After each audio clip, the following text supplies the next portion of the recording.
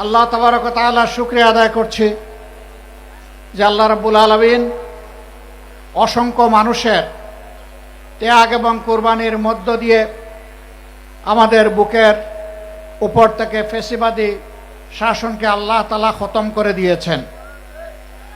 সম্মানিত বন্ধুগণ, আজ যাদের ত্যাগের কারণে বাংলাদেশে একটি সংসদ নির্বাচন এবং গণভোট অনুষ্ঠিত হয়েছে, আজ যাদের ত্যাগের কারণে একটি সংসদ এবং সরকার গঠিত হয়েছে, আজ যাদের ত্যাগ এবং কুরবানির কারণে অনেকেই জেল থেকে মুক্তি পেয়েছেন, আজ যাদের কুরবানির কারণে অনেকের কপালে দেশি বিদেশি চিকিৎসা সেবা জুটেছে, আজ যাদের কুরবানির কারণে অনেকে প্রধানমন্ত্রী, মন্ত্রী, বিরোধী দলীয় নেতা হতে পেরেছেন, তাদের আত্মা আমাদের দিকে চেয়ে আছে।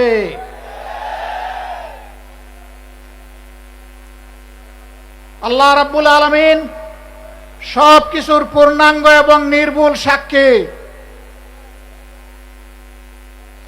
এই পরিবর্তন যখন হয় তখন একদল জানবাজ তরুণ এবং তরুণী সামনে এসে বুক চিতিয়ে তারা ভয়কে জয় করে গুলির মুখে আন্দোলন গড়ে তুলেছিল। এটি সঠিক।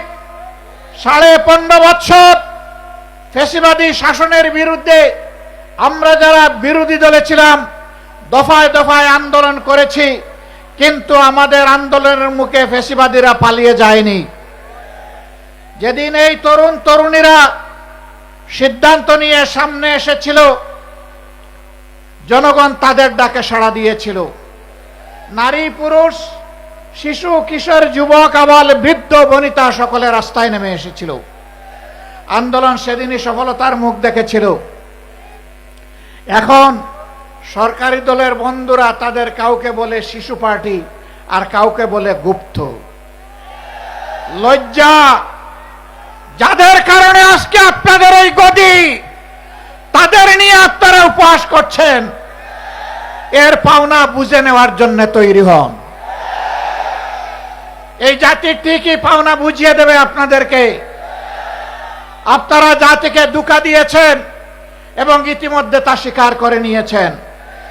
আপনাদের নেতা বলেছিলেন, আমরা যদি ধোঁকা দেই আগামীতে জনগণ আমাদেরকে আস্থা করে নিক্ষেপ করবে। সেই আস্থা করে দেখার জন্য আপনারা তৈরি হন। গণভোটের রায় অগ্রাহ্য করার মানে হচ্ছে এদেশের জনগণকে অপমান করা, তাদের ভোটকে অস্বীকার করা, তাদের রায়ের প্রতি বৃদ্ধাঙ্গুলি দেখানো। মনে রাখবেন, জনগণের বিরুদ্ধে দাঁড়িয়ে অতীতে কেউ কোনোদিন রেহাই পায়নি, আপনারাও রেহাই পাবেন না। সময় থাকতে অনুরোধ করি, এখনো সৎ পথে ফিরে আসুন। জাতির সাথে গাদ্দারি বেঈমানি করবেন না।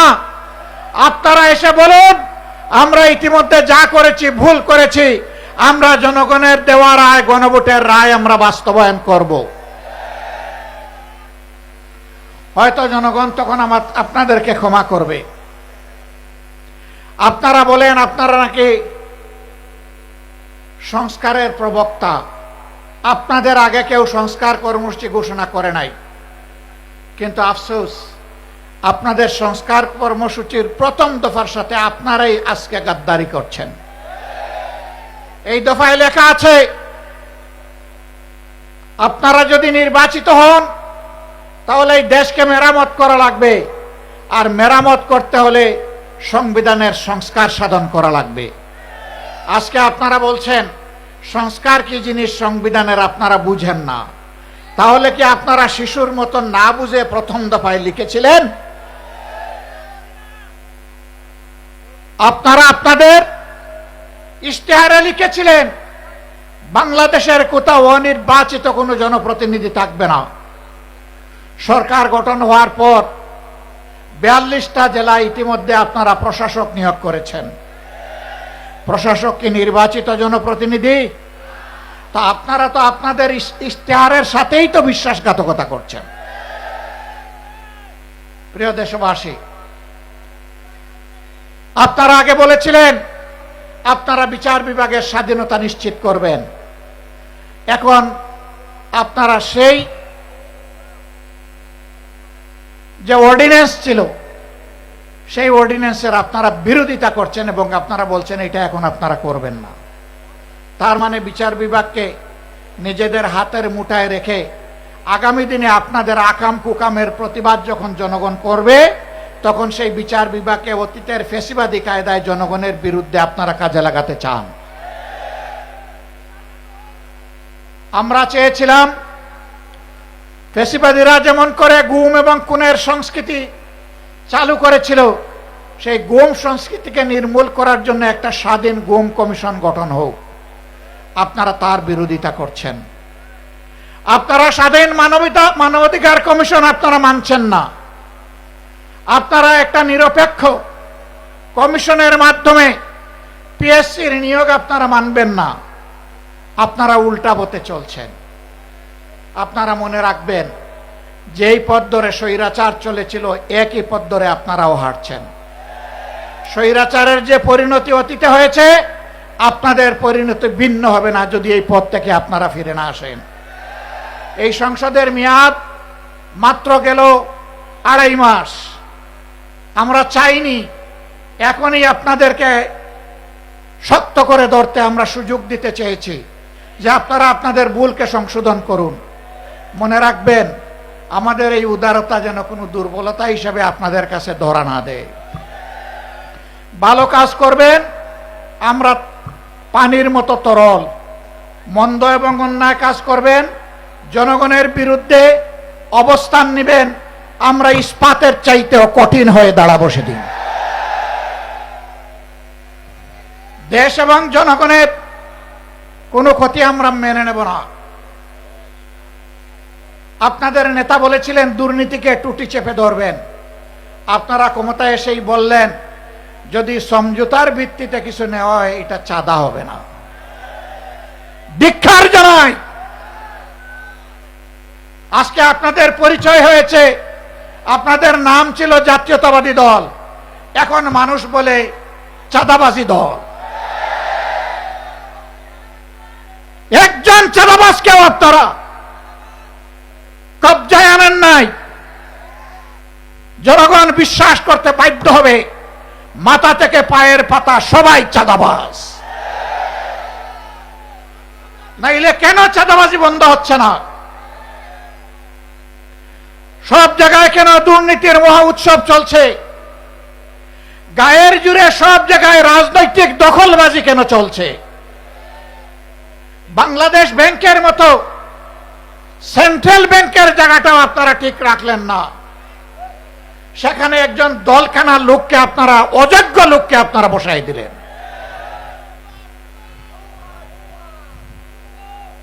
বিভিন্ন পাবলিক বিশ্ববিদ্যালয় একদিকে গিয়ে আপনারা বলবেন অতীতে রাজনৈতিক বিবেচনায় নিয়োগ দেওয়ার কারণে পাবলিক বিশ্ববিদ্যালয়গুলা মান রক্ষা করতে পারে নাই, বিশ্বমানে আসতে পারে নাই।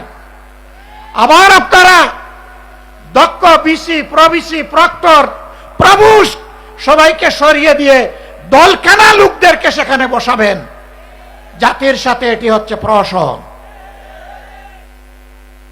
এই অবস্থা যদি অব্যাহত থাকে, প্রশাসনে যদি নিবেদিত প্রাণ দেশপ্রেমিক দক্ষ যোগ্য মানুষদেরকে তালপট্টিতে খাল বিলে পাঠিয়ে দলখানাদেরকে যদি অযোগ্য জায়গায় বসানো হয়, মনে রাখবেন এর খেসারত শুধু জাতি দিবে না, এর আগে আপনাদেরকে দিতে হবে।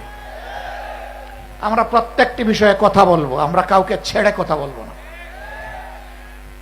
সংসদে লড়াই করব যাতে জাতির দাবিগুলো শান্তিপূর্ণভাবে আদায় হয়।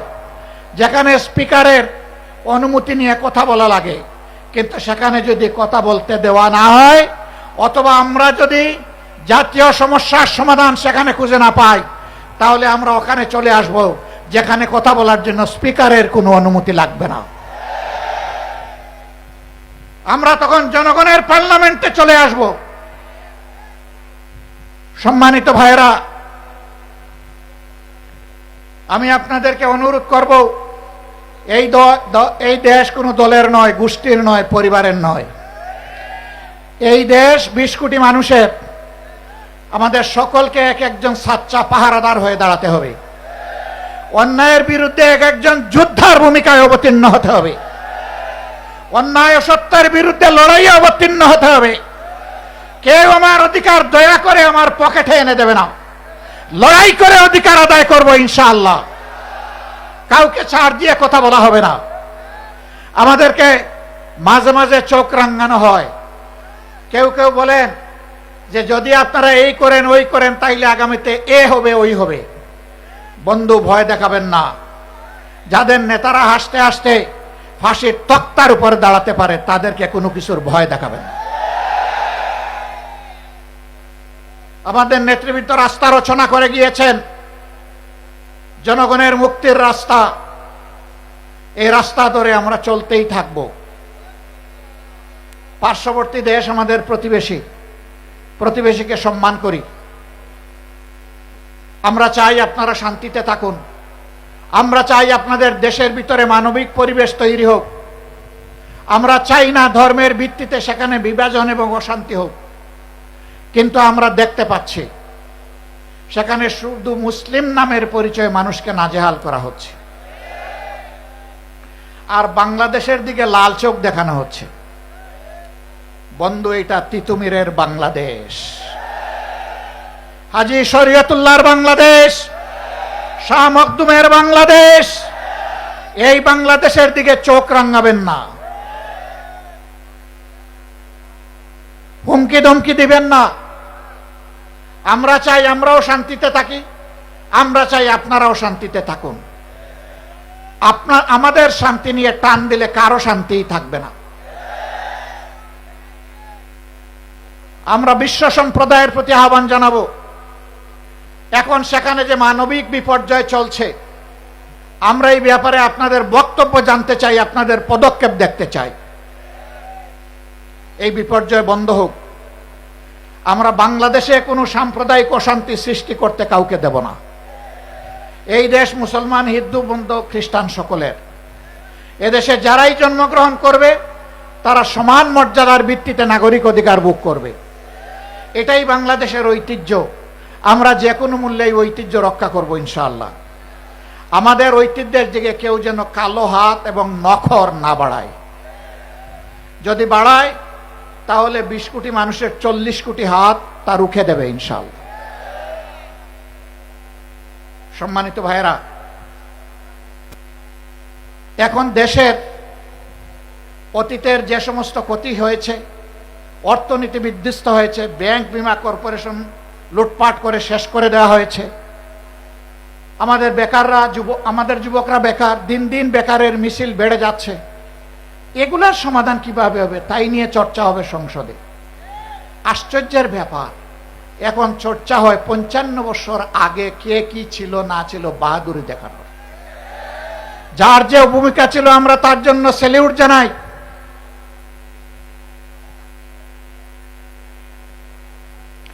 আমরা যার যে ভূমিকা আছে তার জন্য অবশ্যই স্যালিউট জানাই। কিন্তু একটা জাতি যদি ভবিষ্যতের দিকে না তাকায়া চিংড়ি মাছের মতো শুধু পিছনের দিকে তাকায়, এই জাতি জীবনে এগিয়ে যেতে পারবে না। ইতিহাস আমরা চর্চা করব, কিন্তু ইতিহাস নিয়ে পড়ে থাকবো না। ইতিহাস চর্চা করব ইতিহাস থেকে শিক্ষা নেওয়ার জন্য। ইতিহাসের সাথে বেইমানি করলে একটা জাতিকে কতটা মূল্য দিতে হয় তা জানার জন্য। আমাদের অনেক সমস্যা। বাংলাদেশের 4 ভাগের 1 ভাগ পদ্মা এবং তিস্তার কারণে এখন প্রায় মরুভূমি হয়ে গিয়েছে। আওয়ামী লীগের প্রথম সরকার ক্ষমতায় আসার পর পরীক্ষামূলকভাবে 15 দিনের জন্য ফারাক্কাবাদ এটা বাস্তবায়নের সুযোগ দিয়েছিল, এর কার্যক্রম চালানোর সুযোগ দিয়েছিল। 55 বছরেও 15 দিন শেষ হয় না। ইতিমধ্যে পদ্মা শুকনা মৌসুমে মরুভূমি, আর বর্ষার মৌসুমে এটা দুর্ভোগের কারণ। এখন এই মৌসুমে কৃষকের পানির প্রয়োজন, সাধারণ মানুষের পানীয় জল দরকার, এখন পানি নাই। সরকারকে আমরা সাধুবাদ জানাই, ইতিমধ্যে পদ্মা ব্যারেজের ঘোষণা দিয়েছেন, কিন্তু এটা যেন শুধু লোক দেখানো ঘোষণা না হয়, এই ঘোষণা যেন বাস্তবে রূপ নেয়। তার পাশাপাশি আমরা আরো দৃঢ়ভাবে বলবো, তিস্তা সহ ওই 3টা নদীর পাড়ের মানুষের, 2.5 কোটি মানুষের দুঃখ দুর্দশা দূর করার জন্য তিস্তা মহাপরিকল্পনা অবশ্যই বাস্তবায়ন করতে হবে। আমি কালকেও বলেছি, বিএনপির নেতা, বর্তমান একজন মন্ত্রী, ওই অঞ্চলে বাড়ি, তিনি নির্বাচনের আগে তারেক রহমান সাহেব সহ সবাইকে নিয়ে তিনি তিস্তা পারে বিশাল আয়োজনে মিটিং এবং মিছিল করেছেন। সারা বাংলাদেশ থেকে দলে দলে সাংবাদিক বন্ধুরা সেখানে গিয়েছেন অথবা তাদেরকে নিয়ে যাওয়া হয়েছে। নির্বাচনী আমেজ তৈরি করার জন্য যদি এটা হয়ে থাকে, তাহলে মনে রাখবেন যে স্লোগান দিয়েছিলেন জাগো বাহে, বাহরাজ কিন্তু এখন জেগে আছে, এখন দুইটি চোখ দিয়ে তাকিয়ে আছে। সেদিন যে বক্তব্য দিয়েছিলেন তা বাস্তবায়ন করেন কিনা। আমরা স্পষ্টভাবে বলতে চাই, কারো রক্ত চক্কর দিকে না তাকিয়ে তিস্তা মহাপরিকল্পনা অবশ্যই বাস্তবায়ন করতে হবে। পদ্মায় পানি আনতে হবে, পদ্মার পানি আমাদের ন্যায্য পাওনা, তিস্তার পানি আমাদের ন্যায্য পাওনা। সারা বাংলাদেশে যে 154টা অভিন্ন নদী আছে, সবগুলোই আজকে মৃতপ্রায় হয়ে গিয়েছে। একজন বক্তা এখানে বলে গিয়েছেন যে আপনি খাল কেটে মানুষকে পানি দিতে চান, খালের পানির উৎস হচ্ছে নদী, নদী যদি ঠিক মতো না চলে তাইলে খালের পানি আসবে কোত্থেকে? আগে নদীর দিকে নজর দেন, সাথে সাথে খালের দিকেও নজর দেন, তখন জনগণ উপকৃত হবে। আর খাল কাটা কর্মসূচি যদি জনগণের মানসিক প্রশান্তির জন্য করে থাকেন, তাহলে এটা বুমেরাং হয়ে দেখা দেবে। আমরা চাই নদীও তার নাব্যতা ফিরে পাক, যৌবন ফিরে পাক, আর খাল কাটা কর্মসূচিও বাস্তবে রূপ দেখুক। আমরা কোনো উন্নয়ন এবং আমরা কোনো ভালো কাজের বিরোধী না, আমরা এর পক্ষে। সম্মানিত বন্ধুগণ, সরকার ইতিমধ্যে যে অপকর্মগুলো করেছে, জাতির সাথে যে ধোঁকা দিয়েছে, যেই 16টা অধ্যাদেশ বাস্তবায়ন না হলে বাংলাদেশে সুশাসন নিশ্চিত করা অসম্ভব, সেইগুলা তারা ফেলে দিয়েছে। এইগুলা যদি তারা বাস্তবায়ন না করে, আমি কথা দিয়ে যাচ্ছি, আমাদের আন্দোলন চলবে সংসদে, একই সাথে চলবে রাজপথে ইনশাআল্লাহ। এবং আমি আস্থার সাথে বলছি, গণভোটের রায়ও বাংলাদেশে ইনশাআল্লাহ বাস্তবায়ন হবে, বাস্তবায়ন করতে বাধ্য করা হবে ইনশাআল্লাহ। গণভোটের রায় যদি বাস্তবায়ন হয়, তাহলে দেশে সুশাসনের পথ সুগম হবে, না হয় অতীতের চাইতে ভয়াবহ স্বৈরশাসন জাতির গাড়ি চেপে বসবে। আমি শেষমেশ আপনাদেরকে আহ্বান জানাতে চাই, আসুন দুর্নীতিবাজ আর চাঁদাবাজ এদের বিরুদ্ধে আমরা সামাজিক ঐক্য গড়ে তুলি, আমরা মানুষকে সচেতন করি, গণপ্রতিরোধ গড়ে তুলি। চাঁদাবাজরা আসলে তাদের প্রতি উত্তম মেহমানদারির ব্যবস্থা করি, তারপরে প্রশাসনের হাতে তুলে দেই। যদি আমরা তা পারি, তাহলে সরকার লাগবে না, জনগণের শাসনে বাংলাদেশ ঠিক হয়ে যাবে ইনশাআল্লাহ। সরকার এটা করবে না আমরা বুঝতে পারছি, কারণ শস্যা দিয়ে ভূত তাড়াবে কিভাবে? ওই শস্যার ভিতরেই ভূত, দানায় দানায় ভূত, ঘাটে ঘাটে ভূত, জনে জনে ভূত, মাথা থেকে পায়ের পাতা পর্যন্ত ভূত। এই ভূত তাড়ানোর জন্য আমাদেরকে ঐক্যবদ্ধ হতে হবে। আসুন দেশের জন্য, জাতির জন্য, আল্লাহর জন্য, আল্লাহর দ্বীনের জন্য লড়ে যাই যেভাবে তারা লড়ে গিয়ে জীবন দিয়ে গেছে। আসুন আমাদের শপথ হোক, জান দিব কিন্তু দেশের মান দিব না ইনশাআল্লাহ। আল্লাহ আমাদেরকে হেফাজত করুন, রক্ষা করুন। আজকের এই জনসভা সফল করার জন্য 11 দলের পক্ষ থেকে আমিও আপনাদের সকলকে আন্তরিক কৃতজ্ঞতা জানাচ্ছি, ধন্যবাদ জ্ঞাপন করছি। আজকে আমাদের সহকর্মীরা এখানে নেতৃবৃন্দ যে বক্তব্য দিয়েছেন, সেই বক্তব্যগুলো বুকে ধারণ করে আসুন এই সমাজ বদলে দেওয়ার জন্য আমরা এগিয়ে যাই। আল্লাহ হাফিজ। বাংলাদেশ জিন্দাবাদ, 11 দলীয় ঐক্য জিন্দাবাদ, বাংলাদেশ জামাতে ইসলামী জিন্দাবাদ। আসসালামু আলাইকুম ওয়া রাহমাতুল্লাহ।